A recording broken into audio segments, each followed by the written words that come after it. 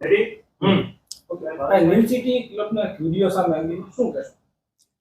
Hill સિટીમાં આપના પત્રકાર મિત્રોના માધ્યમથી મને જે ક્લિપ મળી છે એમાં પશ્ચિમી સંગીત વાગે છે, અંગ્રેજી ગીતો બોલે છે, ડાન્સ થાય છે.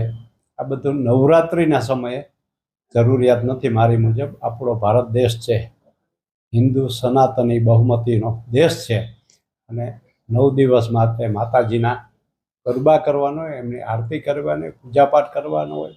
ઘણા બધા લોકો પગે ચાલીને માતાજીના અંબાજી વગેરે જગ્યા દર્શન કરવા જતા હોય છે અને આરાધના કરતા હોય છે. અને ઘણા બધા બુઝુર્ગો અને યુવાનો પણ અત્યારે કે 9 દિવસ સુધી નકોડા ઉપવાસ કરે છે અને 10મા દિવસે રાવણ દહન કરી.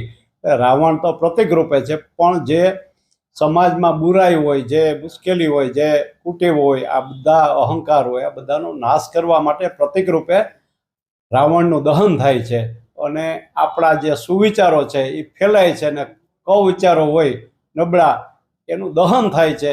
એના માટેનો તહેવાર છે. અને ગામે ગામ આખા દેશમાં અને દુનિયાભરમાં તો જ્યાં જ્યાં આપણા હિન્દુ કે ગુજરાતીઓ છે ત્યાં માતાજીના ગરબા વિદેશોમાં પણ થાય છે. તો ખરેખર માતાજીની સ્તુતિ ભક્તિ કરવાનો આ સમય છે, નહીં કે આવા બીભત્સ ડાન્સ કરવા. અથવા તો યુવાનો તમે મનોરંજન કરવા માગતા હોય તો એ 31st આવે છે, બીજા કોઈ પ્રસંગો હોય છે ત્યારે કરવી જોઈએ. પણ માતાજીના દિવસો છે એ સમયમાં માતાજીની તમે ગ્રાઉન્ડમાં પૂજા પાઠ કરતા હોય, માતાજીની છબી રાખી હોય અને પ્રસાદ વહેંચતા હોય ને બીજી બાજુ આ પૂરું થાય પછી આવો ડાન્સ ને આ એ જ જગ્યાએ થાય, એ મને લાગે મારી દ્રષ્ટિએ જરા પણ વ્યાજબી નથી, ઉચિત નથી. અને આવા જ કારણોસર જે આ લવ જેહાદના કેસો પણ બને છે, એમાં કોઈ રામ નામ ધારણ કરીને આવે ને હોય રહીમ, અને પછી દીકરીઓ છેતરાય, પછી ખબર પડે ત્યાં સુધીમાં ઘણી બધી મુશ્કેલીઓ સમાજમાં ઊભી થતી હોય છે. એટલે મારી તો આયોજકોને પણ વિનંતી છે કે સમયબદ્ધ રીતે એનું મૂલ્યાંકન પણ થવું જોઈએ. એનો સમય હોય એ સમય સુધીમાં એ બધી વિધિ પૂરી થઈ જવી જોઈએ.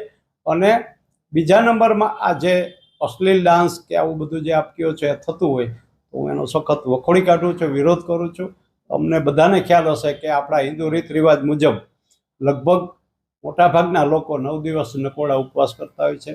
આપણે સૌને ખ્યાલ હશે કે આપણા યશસ્વી વડાપ્રધાન નરેન્દ્રભાઈ મોદી સાહેબ પણ 9 દિવસ સુધી સતત નકોરડા ઉપવાસ એટલે પાણી ઉપર જ રહે છે. અને છતાં એની એક્ટિવિટી બધી ચાલુ હોય તો એનો મતલબ કે માતાજીમાં એ ખૂબ શ્રદ્ધા હોય ને માતાજીના 9 દિવસ ઉપવાસ કરે છતાં પણ કામ કરી શકતા હોય તો એનો અંદરથી શ્રદ્ધા ભાવ હોય છે.